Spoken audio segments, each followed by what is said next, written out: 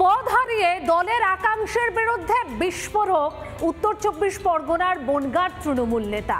তিনি লবিবাজি কাঠিবাজির শিকার এমনটাই দাবি করছেন পদ হারানো তৃণমূল নেতা শ্যামল রায়।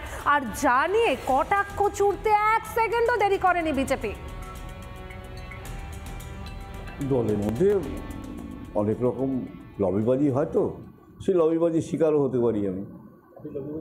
একদম লবিবাজির শিকার গোড়া থেকে।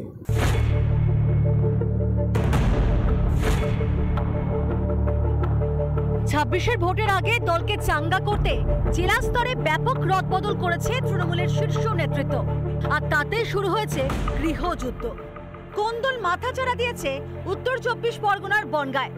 দুদিন আগেই বদল হয়েছে বনগাঁ সাংগঠনিক জেলার চেয়ারম্যান পদে। বর্ষান তৃণমূল নেতা শ্যামল রায় জায়গায় দায়িত্ব পেয়েছেন রাজ্যসভার সাংসদ মমতা বালা ঠাকুর। আর এতেই বেজায় চটেছে পদ খোয়ানো শ্যামল রায়।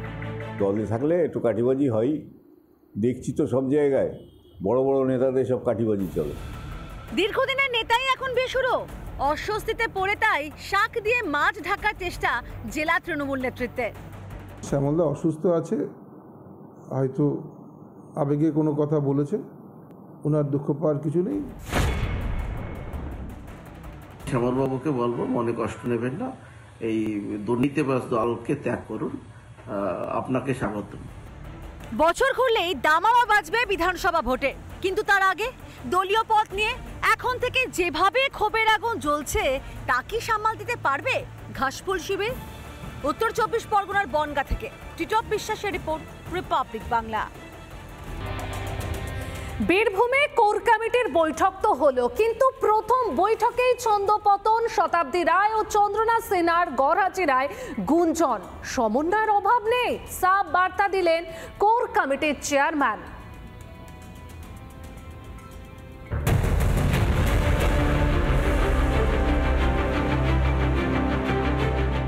নতুন করে গড়ে দেওয়া হয়েছে কোর কমিটি, বার্তা দেওয়া হয়েছে একসঙ্গে চলার। কিন্তু প্রথম দিনেই কি তাল কাটলো বীরভূম জেলা তৃণমূলে? বোলপুরের বৈঠকে ৯ সদস্যের মধ্যে এদিন অনুপস্থিত ছিলেন সাংসদ শতাব্দী রায় ও মন্ত্রী চন্দ্রনাথ সিনহা। কেন কোর কমিটির গুরুত্বপূর্ণ বৈঠক এড়িয়ে গেলেন হেভি ওয়েট ২ নেতা নেত্রী? কেন ছন্দপতন?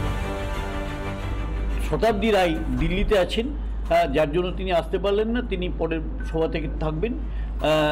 আর আরেকজন চন্দ্রনাথ সিনহা, তিনি আগেই বলেছিলেন যে তার একটা পূর্ব নির্ধারিত খুব জরুরি বৈঠক আছে, সেই জন্যই আসতে পারেননি। একদিকে দল ঐক্যবদ্ধ বোঝাতে মরিয়া যুক্তি দিচ্ছেন চেয়ারপারসন, আরেকদিকে সোশ্যাল মিডিয়ায় নেতাকর্মীদের বেড়ি পড়াতে জারি হচ্ছে বিধিনিষেধ। দলের অন্দরের যে কেচ্ছা সেটা যাতে না সামনে আসে, না প্রকাশ্যে আসে, তার জন্যও কিন্তু পদক্ষেপ নেওয়ার কথা বলা হয়েছে। সোশ্যাল মিডিয়ায় বিভিন্ন রকম বিভাজন সৃষ্টি করে যে বক্তব্যগুলো রাখা হচ্ছে, সেগুলোকে পরিপূর্ণভাবে দমন করা হবে। এদিকে কোন্দল থামাতে ভারসাম্যের রাজনীতিতে জোর দিল কোর কমিটি। কেষ্ট কাজল খুশি করা হলো দুজনকেই। 14 জুন শিউরুতে আগাম পরবর্তী কোর কমিটি মিটিং এর ডেট ঘোষণা হয়েছে বা আমরা সিদ্ধান্ত নিয়েছি। তার পরবর্তী ক্ষেত্রে 28 জুন কোর কমিটি মিটিং। 9 সদস্যের কোর কমিটি এবং সেই কোর কমিটির বৈঠক হয়েছে এবং সেখানে যা সিদ্ধান্ত হবে সেটাই অনুব্রত মণ্ডলকে এখন মেনে চলতে হবে। এদিকে সূত্রের খবর, কোর কমিটির বৈঠক চলাকালীন মুখ্যমন্ত্রী ফোনে কথা বলেন অনুব্রতর সঙ্গে। বোলপুর থেকে মনোরঞ্জন চ্যাটার্জির রিপোর্ট, রিপাবলিক বাংলা। নানা ধরনের কন্টেন্ট দেখার জন্য লাইক করুন, শেয়ার করুন আমাদের ফেসবুক পেজ, সাবস্ক্রাইব করুন আমাদের ইউটিউব চ্যানেল। পাশাপাশি অন্যান্য ব্রেকিং নিউজের জন্য অবশ্যই চোখ রাখুন রিপাবলিক বাংলায়।